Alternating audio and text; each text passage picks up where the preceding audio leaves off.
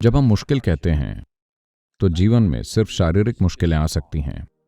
मानसिक मुश्किलें आपकी वजह से आती हैं, पर शारीरिक मुश्किलें बाहरी परिस्थितियों के कारण, स्थान और कई दूसरी चीजों के कारण हो सकती हैं। तो शारीरिक मुश्किलों में कुछ दर्द हो सकता है। तो शारीरिक कष्ट से गुजरने वाले लोग हमेशा मजबूत होकर उससे बाहर आते हैं। क्या ऐसा है? तो शारीरिक मुश्किल एक जबरदस्त संभावना है, क्योंकि इंसानी शरीर की प्रकृति ऐसी है कि ये इस्तेमाल के साथ ही बेहतर होती है। अगर आप इसे स्वेच्छा से करते हैं तो मुश्किल में भी आनंद होगा। इसे अनिच्छा से किया जाए तो यह सबसे भयानक चीज होगी। तो सवाल सिर्फ इच्छा और अनिच्छा का है। फर्क सिर्फ मानसिकता का है। कोई इसे स्वेच्छा से कर रहा है, कोई दूसरा सोचता है कि उनके साथ जबरदस्ती हो रही है। बस इतना ही फर्क है। देखिए, यही तो जीवन है।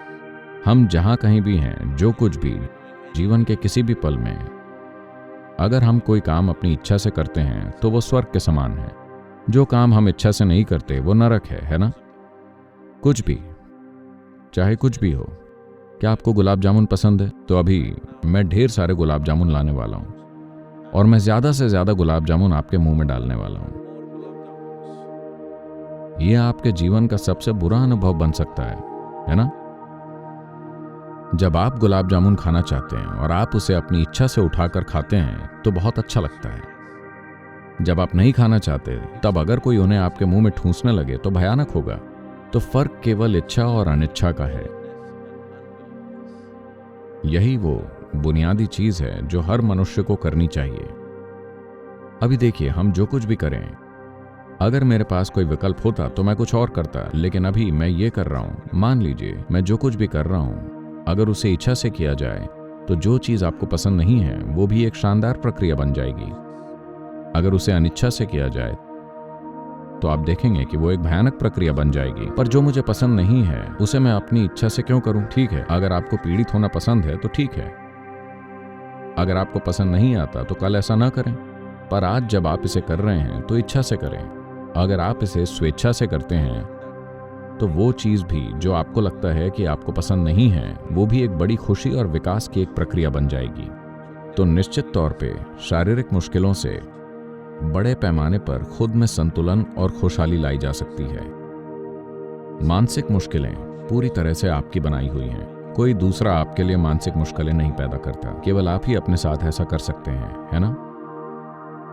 इसे रोकने के लिए, जैसा कि मैंने कहा, ईर्ष्या क्रिया आप सभी को करनी चाहिए, क्योंकि इससे आपको थोड़ी दूरी मिलेगी।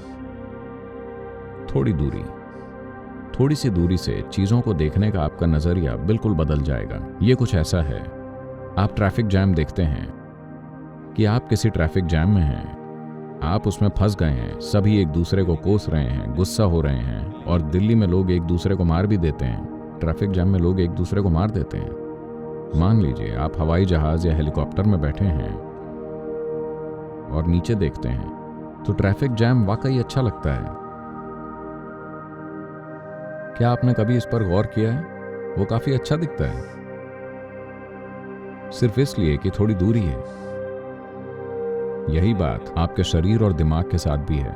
अगर आप थोड़ी दूरी बना लें, जब मैं दूरी कहता हूं तो आपको यह समझना होगा कि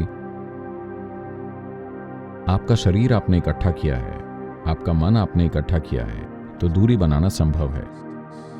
अगर आप थोड़ी दूरी बना लेते हैं तो अचानक मन की गतिविधि एक बढ़िया मनोरंजन बन जाएगी। मन सकारात्मक नहीं होगा, न ही नकारात्मक होगा, बस एक अच्छा मनोरंजन होगा। यह नकारात्मक या सकारात्मक तभी होता है जब आप इसमें फंस जाते हैं। इससे थोड़ा बाहर जाने के बाद अचानक आप पाते हैं कि आप अपने शरीर और मन का उपयोग किसी भी तरीके से कर पा रहे हैं। फिर वो आप पर हुक्म नहीं चलाएगा। तो शारीरिक मुश्किलों का जरूर फायदा उठाया जा सकता है। वो किसी इंसान को ताकत और खुशहाली के गहरे स्तर तक ले जाने के लिए एक बड़ा अवसर हो सकता है। मानसिक कष्ट आपके अपने बनाए हुए हैं, आपको उन्हें रोकना होगा।